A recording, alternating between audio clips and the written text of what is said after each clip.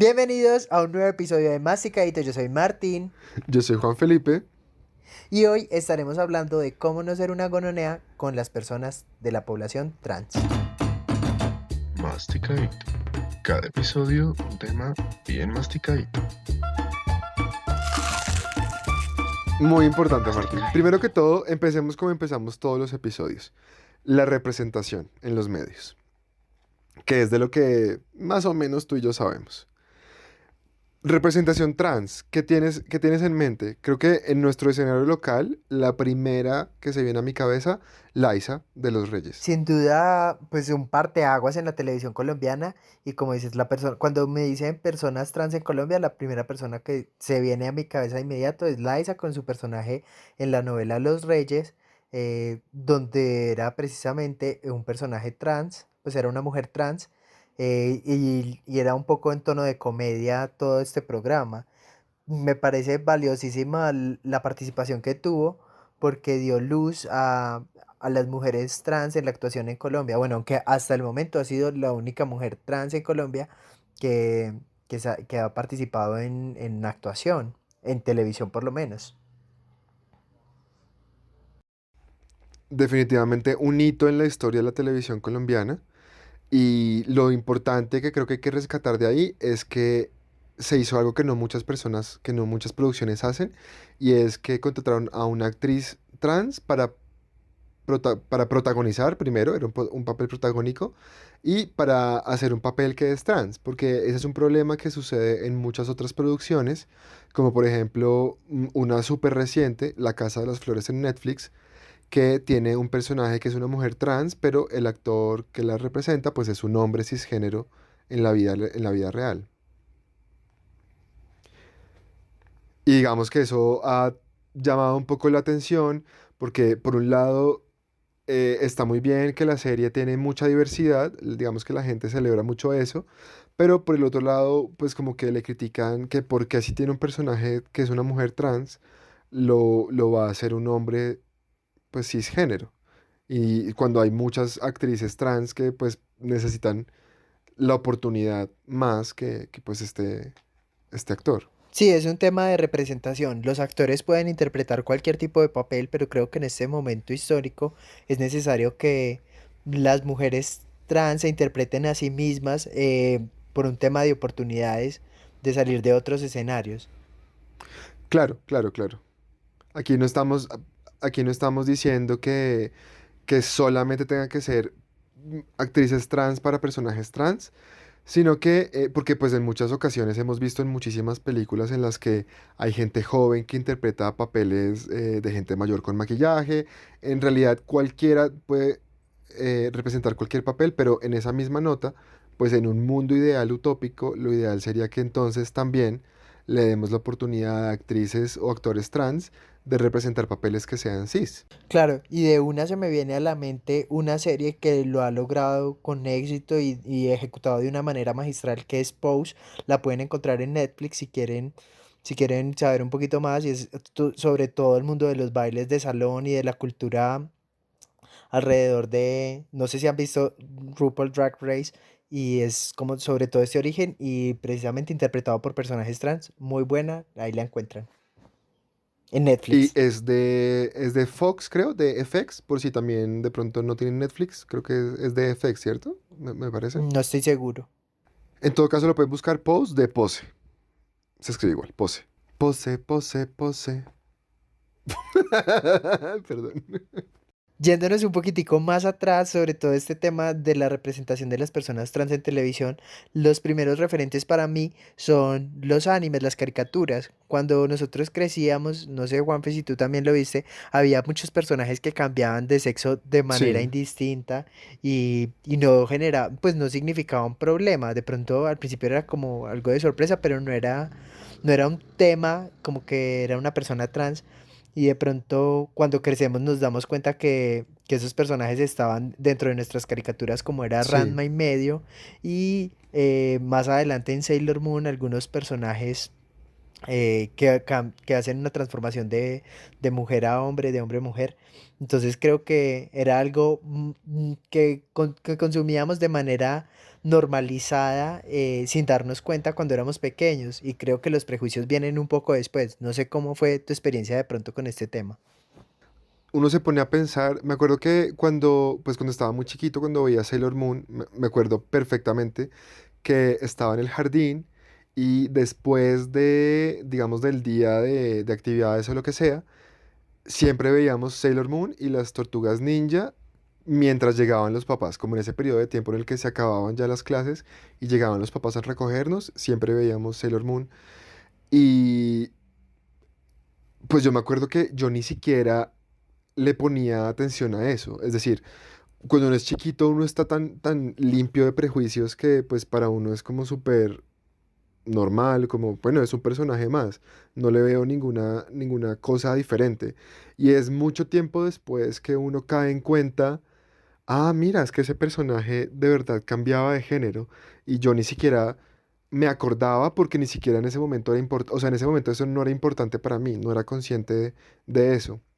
Y algo que me parece, No tenías no teníamos prejuicios. prejuicios exactamente, y algo que me parece muy chévere, bueno, muy chévere que de parte de uno, o sea, como que eso prueba que los niños no tienen prejuicios y que los prejuicios se vienen después, pero también me parece muy chévere que las caricaturas decidan hacer eso y que dentro del universo de la historia, de la caricatura, pues también sea una cosa súper normal, porque si tú te pones a ver ya como adulto estas historias de Sailor Moon, por ejemplo, que tenía estas tres Sailor que eran hombres y que cuando se convertían en Sailors eran mujeres, pues lo tratan de una forma muy normal dentro de la historia, como que eso nunca es relevante para la historia. Y de la misma forma me parece también importante resaltar que en Latinoamérica pues se mantuvo eso en el doblaje, porque en muchos casos, por ejemplo en Estados Unidos, sé que eso en el doblaje se trató distinto, pues porque había muchos temas de censura, como que muchos personajes se cambian, la identidad de género de los personajes se cambian, o la orientación sexual de algunos personajes se cambiaba en el doblaje en Estados Unidos por la censura, y me parece pues chévere resaltar que en el doblaje latino no hicieron eso y que pues todos estuvimos expuestos a eso y pues en ese momento al menos lo pudimos ver como algo normal.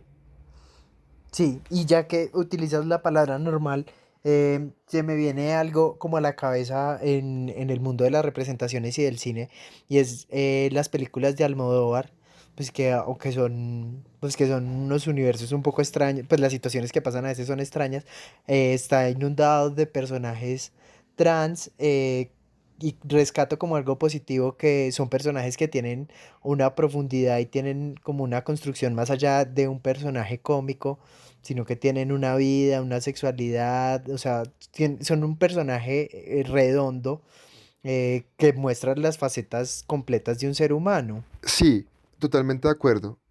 Creo que la única cosita, digamos, un poco negativa que le encuentro a eso es lo que ya decíamos antes, que en la mayoría de los casos en sus películas, esos personajes trans son representados o por mujeres cisgénero, pues haciendo como de mujer trans, o por hombres también cisgénero, maquillados, no, caracterizados como mujer trans. Pero pues sí cabe resaltar la importancia de que ha habido muchísimos personajes y que nos han dejado como momentos del cine muy, muy importantes como, o sea, algo que yo tengo, un recuerdo que yo tengo marcadísimo que me parece una escena fantástica, es el monólogo que hace La Agrado en Todo sobre mi madre. Por favor, búsquenlo. Si no saben de qué estoy hablando, búsquenlo, que seguramente en internet esté. Si ponen monólogo Lagrado o Lagrado todo sobre mi madre, qué sé yo, seguramente aparece la escena. Es fantástico y habla un poco como de justamente el valor que tiene ser. Bueno, mentiras, no se los voy a spoilear. Vayan y lo escuchan porque es fantástico. Y volviendo al caso en Colombia, más allá de la ficción, quiero hablar de las mujeres trans en Colombia, que es la representación que tenemos de personas trans en televisión, personajes como Dana Sultana, Bela Castiblanco, Mara Cifuentes, Henry Cardeño y Brigitte Baptiste. Bueno, una cosa, ya que mencionas, el primer problema que creo que se evidencia es que solamente son mujeres, ¿no? El concepto de hombre trans creo que ni siquiera se toca en televisión. Yo no recuerdo que ni siquiera en noticiero se haya hablado alguna vez de un hombre trans. Creo que la única, digamos, excepción es que recientemente, pues el caso fue noticia que Dana Sultana y su esposo, o bueno, novio, no sé, estaban esperando un hijo. Y entonces ya ahí como que profundizando el tema, pues nos contaron que el novio también es un hombre trans y pues está embarazado. Entonces digamos que creo que es como de lo poco que se ha dicho. Hace muchísimos años también hubo el primer caso de un hombre embarazado, pero según yo recuerdo, porque bueno, también fue hace mucho tiempo, pero según yo recuerdo, como que siempre se decía, es un hombre embarazado, pero tal vez nunca se profundizó en el tema de que era un hombre trans, como que y eso quedó ahí, y como que la idea, el concepto de que también existen hombres trans, pues no se aborda mucho en medios. Y otro problema, digamos, que evidencio ahí, es que son todas muy guapas, digamos, canónicamente hablando, a excepción de Brigitte, y siento que también eso es un problema porque desde los medios como que a estas chicas ya se les trata como mujeres, como tendría que ser, pero también porque son guapas y porque digamos que, entre comillas, pasan por mujeres cisgénero. Como que una persona que no sepa su historia, pues no sabría necesariamente que son trans y como que eso las valida más y creo que eso también es problemático porque pues también hay mujeres trans que no se ven así, pero eso no las hace menos mujeres. Digamos que en el caso de Brigitte es una excepción porque también es una eminencia y también es muy importante, entonces como que la gente se refiere a ella con respeto pues por su cargo, pero en términos generales pues ese es un problema también. Pero aparte de eso, Juanfe, veo otro problema en los medios y es el tema del morbo con el que son tratados estos temas en las entrevistas o todo lo que se refiere a esas personas que están dando acerca de su vida previa al tránsito. Entonces es más como un morbo de cómo te llamabas antes, cómo te veías. Y realmente creo que eso es un tratamiento como transfóbico hacia este grupo poblacional y eso es cuando están en vida. Y bueno, y estas son personas que generalmente son, pues estamos hablando de personas reconocidas en los medios, pero también hay otra forma de invisibilizar las personas trans y es en los noticieros muchas veces en el uso de los artículos incorrectos y en la forma en la que se habla de una persona trans. Hay titulares de noticias que empiezan como mujer trans engañó a un hombre. Entonces como que ya acá hay una acusación, están también insinuando que no es una mujer porque hay un engaño, creo que hay una invalidación. Sí, que el engaño es justamente ese, que el engaño es que, entre comillas, es un hombre haciéndose pasar por mujer. Eso es lo que los medios están fomentando, esa Claro, idea errónea. o cuando se invalida de plano la existencia trans de una persona y no solo, bueno, aquí estamos hablando de los medios, pero también se hace en los grupos familiares, cuando muchas de las personas trans mueren, que vivieron su vida como mujeres trans, en su lecho de muerte son completamente borradas porque se les vuelve a llamar por el artículo masculino él, o cuando en televisión se refieren a una mujer trans como el trans, son realmente pues como casos desafortunados y que siguen fomentando la transfobia. Sí, por ejemplo, un caso súper reciente que vimos es que se hizo muy viral una presentación que hizo Bad Bunny en el Tonight Show, creo que se llama, el show de Jimmy Fallon, en el que llevaba puesta una camiseta que decía, mataron a Alexa, no a un hombre con falda. Se refería a un homicidio que hubo en Puerto Rico de Alexa, que era una mujer trans, y que todos los medios trataban como hombre.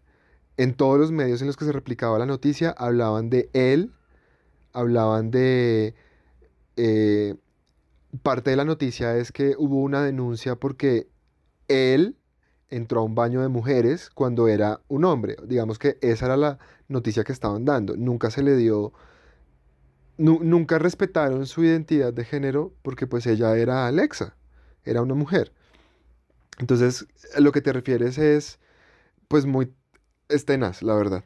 Y esa, digamos, es como una agresión que me parece muy grande y muy fácil de identificar, pero también existen como microagresiones transfóbicas de las que muchas veces no somos conscientes y que podemos estar cometiendo sin darnos cuenta.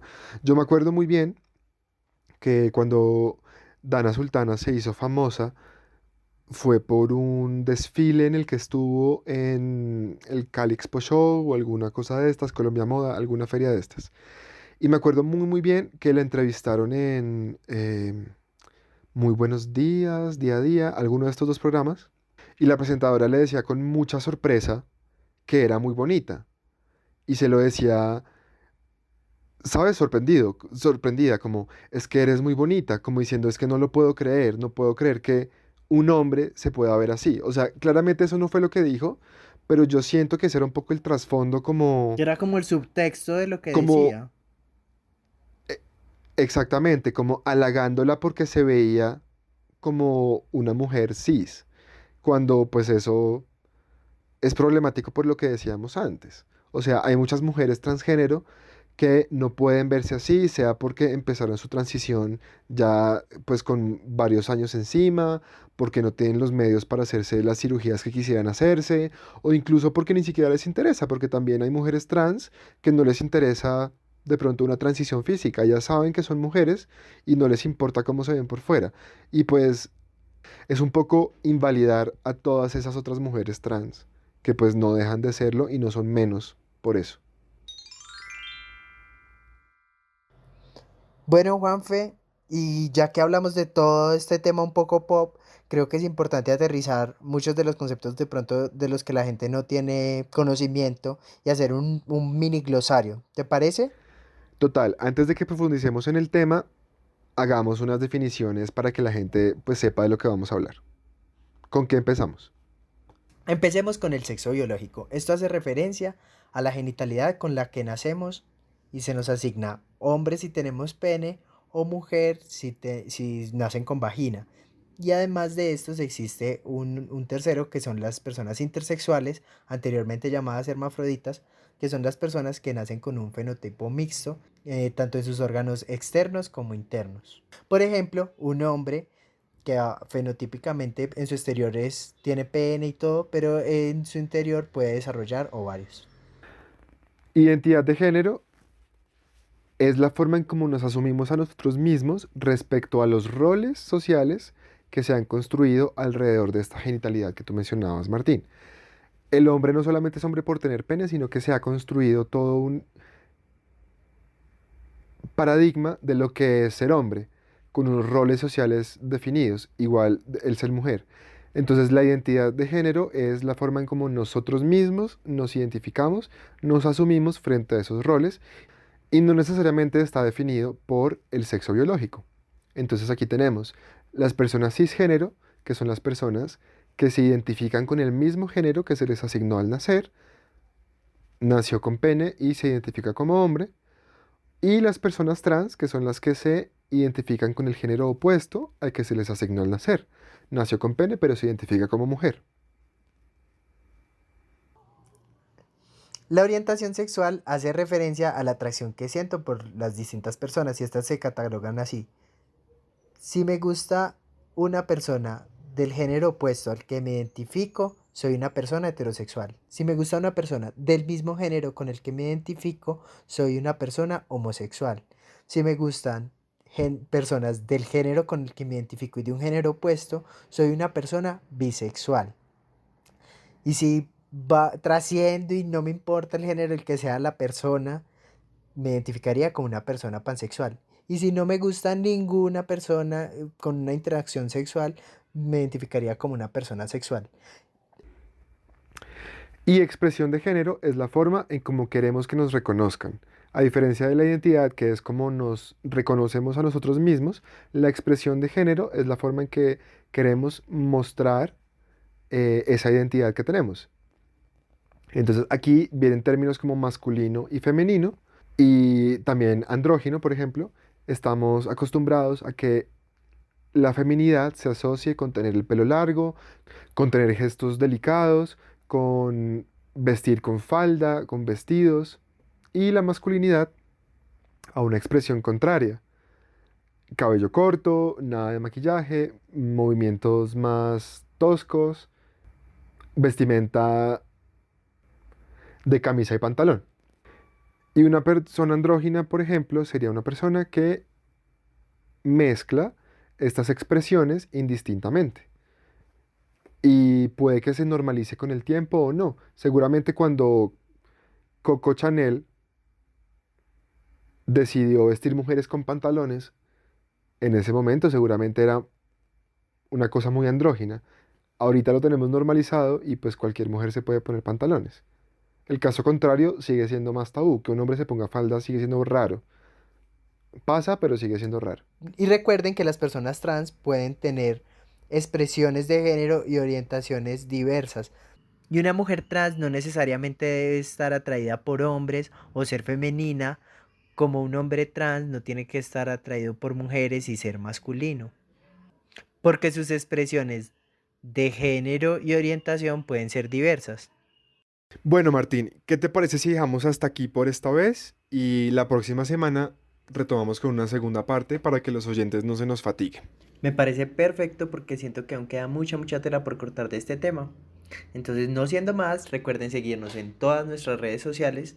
Yo aparezco como MRTNEUC y Juanfe aparece como... Juan Fection.